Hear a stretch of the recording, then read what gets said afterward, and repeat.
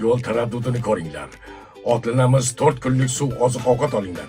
Men yurtim uchun o'zimni qurbon qilmoqchiman. O'lim oldi oyog'imga tiz cho'ktirdim. Endi menga rohat yashagandan shirin o'lim lazzatliroq.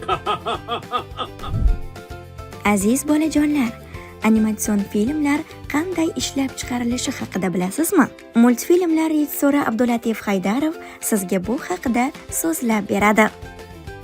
Animatsion film ishlab chiqarish misol uchun umuman murakkab jarayon bo'ladi, tushuntirib berishga harakat qilaman. Biroq multfilm ishlab chiqarishdan avval g'oyadan keyin ssenariy. Misol uchun bitta multfilm ssenariysi mana shunday taxminan shunaqa ko'rinishda yozilgandan keyin hamma o'qiydi va hamma o'zicha tasavvur qiladi.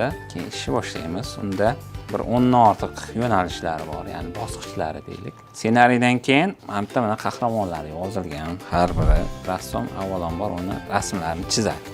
Hozir mana misol uchun monitorda ko'rsatishga harakat qilaman. Bu monitorga qaraydigan bo'lsak, mana hozir Xorazmiyni otasi deyapti. Endi o'rta yoshli odam sifatida chizilgan va Al-Xorazmiyning har xil ko'rinishlari. Hattoki kiyimlarini ham har xil turlarini chizib ko'ramiz. Bu yerda yozilgan qahramonlar har biri alohida chizib chiqilgandan keyin mana shu yozilgan voqea bo'ladi ssenariyda. O'sha ssenariyni chizma ko'rinishi oddiy, uni qog'ozda ham chizish mumkin yoki kompyuterda yoki grafik planshetlar bor, chizish mumkin. Holatlarini chizyapti yoki juda anaqa bo'lsa, mana bu yerga so'z bilan yozib qo'yishimiz mumkin. Bu shunaqa deyapti, mana bu yerda boryapti, mana bu yerda qurilish bo'lyapti, misol uchun. Bu hali shunchaki xomaki versiyasida. Keyin mana voqealar aniq bo'lgandan keyin bular ham suhbatlashadi-da. Ya'ni mana bu yerda dialoglar ketyapti. Mana shu yerdagi mutaxassislar ovoz beradi. Ovozlarda shunchaki aktyor emas, professional aktyor bo'lish shart emas. Biz shunchaki yozib olganimizdan keyin biz keyingi bosqichga o'tamiz, ya'ni voqea bo'ladigan joylar bo'ladi. Mana misol uchun aytayapti, bu yerda voqeada yozyapti-da. Qurilish maydoni, bu yerda gumbaz yasamoqchi, graduslar qayerdan kelgan, shu rasmga qarab ham qisman tushunsa bo'ladi. Keyin 3 o'lchamli modelga aylanyapti. Boyagi rasm ko'rinishi, mana oldi, yoni har xil ko'rinishda mana skrinshotlar. Taxminan shunaqa tasvirda ko'rinib turibdiki, yuzini mana boshqaruvchilar, ya'ni kontroller deymiz. O'sha harakatga keltiruvchi uskunalari-da, mana qoshiniki, ko'ziniki yoki mana bu yuz atrofi, mana labiniki. Mana bittasini hozir harakatlantirib ko'ramiz. Mana og'zini ushlaymiz va mana ko'ringlar, mana shunaqa ochiladi.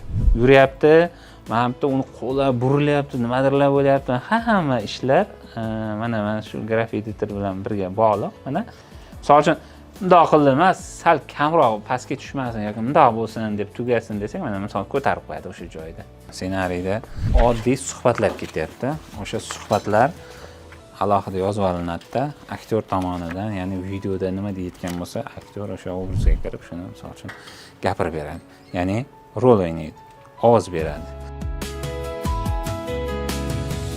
Mana shunday qilib, siz sevib tomosha qiladigan multfilmlar dunyoga keladi.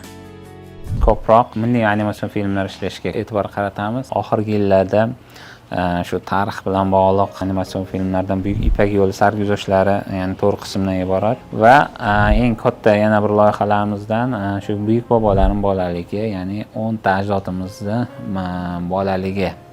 Ya'ni unda eng mashhur taniqli ajdodlarimizdan Al-Xorazmiy bor, Ibn Sino, Mahmud Qashqari, Kamoliddin Behzod, Alisher Navoiylar bor, Bobur Mirzo bor. Umuman har birini shu bolaligi haqida bir animatsion film ishladik. Muhammad, tur o'g'lim. Tura qol tez-tez. Qani, kiyimlaringni to'g'rilab ol. Milliy animatsion filmlarni baribir ko'rgan o'zbek farzandi ajdodlarimiz avval qanday yashagan, tarixda qanday hodisalar bo'lgan va tariximiz haqida ma'lumotlarga ega bo'ladi va foydali bo'ladi deb filmlar ustida harakat bo'lyapti, ishlanyapti. Tayyor bo'lganda albatta yangi filmlarimizni ham tomoshabinlar o'z bahosini beradi degan umidamiz.